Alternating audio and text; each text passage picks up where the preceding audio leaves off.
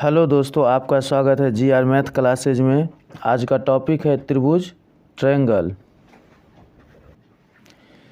Question है सभी वर्ग होते हैं। पहला ऑप्शन में समरूप, दूसरा में सर्वांग, तीसरा में समानुपाती, चौथा में है कोई नहीं। अब देखिए सभी वर्ग समरूप होते हैं। सभी वर्ग क्या होते हैं? तो समरूप। इसका आंसर हो जाएगा पहला। अगला क्वेश्चन है दो समान कोणिक त्रिभुजों में उनकी संगत भुजाओं का अनुपात सदैव समान रहता है। यह कथन किसने कहा? मतलब यह किसने कहा? देखिए पहला में है आर्यभट्ट, दूसरा में है यूक्लिड, तीसरा में है थेल्स और चौथा में है पाइथागोरस। अभी चारों में से किसी ने कहा, तो कौन कहा? तो इसका आंसर हो जाएगा थेल्स ने कहा। अगला क्वेश्चन है सभी समबाहु त्रिभुज होते हैं। पहला ऑप्शन में है समरूप, दूसरा में सर्वांग, तीसरा में समानुपाती, चौथा में इनमें से कोई नहीं। तो देखिए सभी समबाहु त्रिभुज होते हैं, तो ये समरूप होते हैं। अगला क्वेश्चन है दो त्रिभुज में संगत कोण बराबर है तथा संगत भुजाएं एक ही अनुपात में है, तो इन त्रिभुजों को क्या कहते हैं? पहला ऑप्शन में है समरूप त्रिभुज, दूसरा ऑप्शन में समबाहु त्रिभुज, तीसरा ऑप्शन में समद्विबाहु त्रिभुज, चौथा में है इनमें से कोई नहीं। अब देखिए इसमें अगर कहता है कि संगत भुजाएं एक ही अनुपात में हो, तो इन त्रिभुजों को क्या कहते हैं? तो कहते हैं समरूप त्रिभुज। अगला सवाल है किसी त्रिभुज के तीनों लंब के मिलान बिंदु को कहा जाता है। पहला ऑप्शन में है अंतः केंद्र, दूसरा ऑप्शन में है ब्राहा केंद्र, तीसरा ऑप्शन में है मध्य केंद्र, चौथा ऑप्शन में है लंब केंद्र। और देखिए इस तरह से कहे कि किसी त्रिभुज के तीनों लंब के मिलान बिंदु को कहा जाता है, तो वो कहा जाता है लंब केंद्र। अगला क्वेश्चन है अगर दो त्रिभुज समान कोणिक है तो वे भी होंगे।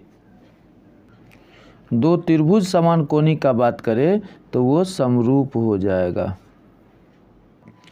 अगला क्वेश्चन है यदि समांतर चतुर्भुज की सभी भुजाएं एक वर्ग को स्पर्श करे तो वह समांतर चतुर्भुज होगा।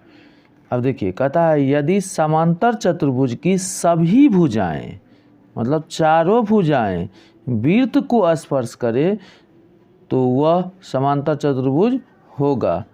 तो ये हो जाएगा समलंब चतुर्भुज। अगर चारों भुजाओं को स्पर्श करेगा तो ये हो जाएगा समलंब चतुर्भुज। अगला क्वेश्चन है दिए गए चित्र में DE समांतर BC, AD बराबर 2 सेंटीमीटर, DB बराबर 3 सेंटीमीटर और AE बराबर 1.6 सेंटीमीटर, EC बराबर व्हाट, मतलब EC का मान निकालना है। देखिए पहला ऑप्शन में 1.2, दूसरा ऑप्शन में 2.4, तीसरा ऑप्शन में 2.5, चौथा ऑप्शन में है 4.8।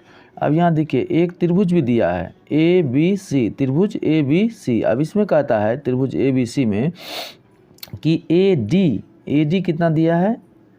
AD दिया है 2 सेंटीमीटर और DB, यहाँ देखिए DB दिया हुआ है 3 सेंटीमीटर और AE भी दिया हुआ है 1.6 सेंटीमीटर। EC हमको मालूम नहीं है, मतलब E निकालना है। तो ये जो निकालना है, तो देखिए थेल्स फार्मूला जो होता है, थेल्स का जो सूत्र होता है AD/DB बराबर AE/EC। अब इस पर आप बैठाइए, इस पे बैठाइएगा तो मान आ जाएगा। अब देखिए AD जो है AD वो दिया है 2, DB जो है ये दिया है 3, AE दिया हुआ है AE 1.6 और EC आपको मालूम नहीं है। आइए इस साइड में देखिए। अब यहाँ देखिए कोना कोनी गुना कर दिए, इसको इससे इसको इससे, तो ये हो जाएगा 2EC बराबर 1.6 गुने 3, तो ये हो जाएगा EC बराबर 1.6 गुने 3 अब बट्टा में 2। अब देखिए दशमलव उड़ाइए तो नीचे में हो जाएगा 0। तो ये हो जाएगा 8 दूनी 16, ये हो जाएगा 10 दूनी 20। अब ये हो गया आपको 8 त्रिक 24, 24/10। और जब इसको आप भाग करिएगा 24 में 10 से, तो ये हो जाएगा 2.4 सेंटीमीटर। और देखिए 2.4 किसी ऑप्शन में है? हाँ, ऑप्शन नंबर किस में है? तो ऑप्शन नंबर बी में है। ये हो जाएगा आपका आंसर। अगला सवाल है, दो समरूप त्रिभुजों की भुजाएं 4:9 के अनुपात में है, तो इन त्रिभुजों के क्षेत्रफलों का अनुपात है। देखिए पहला ऑप्शन में है 2:3, दूसरा ऑप्शन में है 4:9, तीसरा ऑप्शन में 81:16 और चौथा ऑप्शन में 16:81। अब देखिए इसमें से कौन होगा? तो आप याद रखिएगा कि समरूप त्रिभुज हो, भुजा, अगर भुजा दिया हुआ रहे और क्षेत्रफलों का अनुपात पूछा जाए, देखिए आपसे पूछा जाए भुजा देल रहे और क्षेत्रफलों का अनुपात पूछा जाए, क्षेत्रफलों का अनुपात, अगर आपको भुजा मालूम हो और क्षेत्रफलों का अनुपात अगर दिया हो, तो भुजा जो दिया है उसका आप वर्ग कर दीजिए। तो वर्ग कर दीजिएगा तो 4 का स्क्वायर हो जाएगा 16 और 9 का स्क्वायर हो जाएगा 9 में 81। अब देखिए 16:81, ये हो जाएगा आपका आंसर। देखिए किस ऑप्शन में है? तो ऑप्शन नंबर डी में है, लगा लीजिए, यही होगा आंसर। अगला क्वेश्चन है, दो समबाहु त्रिभुजों के क्षेत्रफलों का अनुपात 9:4 है, तो उनकी भुजाओं का अनुपात होगा। अब देखिए याद रखिएगा, इससे पहले भी अभी बताए हैं, क्षेत्रफलों का अनुपात निकालना हो तो आप वर्ग कर दीजिए। जब भुजा दिया रहे, क्षेत्रफल निकालना रहे, तो आप वर्ग कर दीजिए। अगर भुजाओं का अनुपात निकालना हो जब क्षेत्रफल दिया रहे, तो उसका वर्गमूल निकाल दीजिए। तो अब देखिए यहाँ भुजाओं का अनुपात, भुजाओं का अनुपात, अब भुजाओं का अनुपात निकालना है तो क्षेत्रफल दिया है ना, तो क्षेत्रफल है 9:4, तो इसका आप वर्गमूल निकाल दीजिए, इसमें रूट लगा दीजिए, तो ये हो जाएगा 9 का स्क्वायर रूट हो जाएगा 3 और 2, 4 का स्क्वायर रूट हो जाएगा 2, 9 का वर्गमूल 3, 4 का वर्गमूल 2, ये हो जाएगा आपका आंसर। जिस ऑप्शन में है लगा लीजिए। देखिए ऑप्शन नंबर बी आपका हो जाएगा आंसर।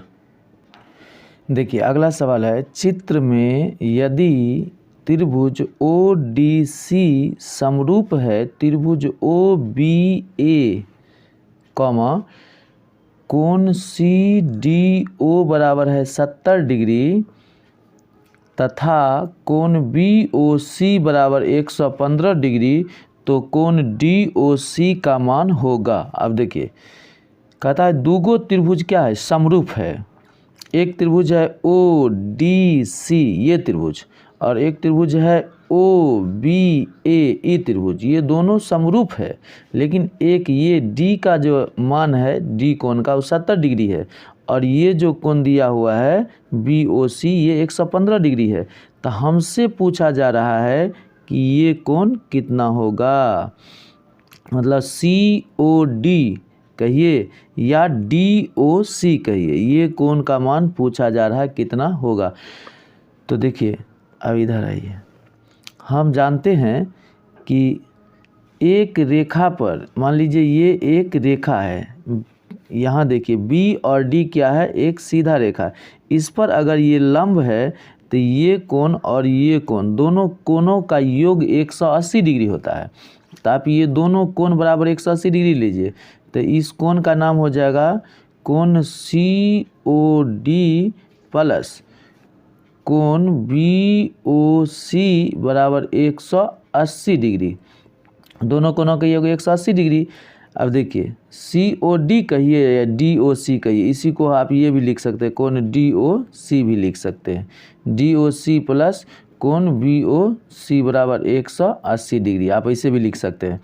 तो अब यहाँ देखिए कि ये तो कोण हमको निकालना है और ये कोण दिया हुआ है, तो ये हो जाएगा कोण DOC और ये जो दिया हुआ है 115 डिग्री बराबर 180 डिग्री।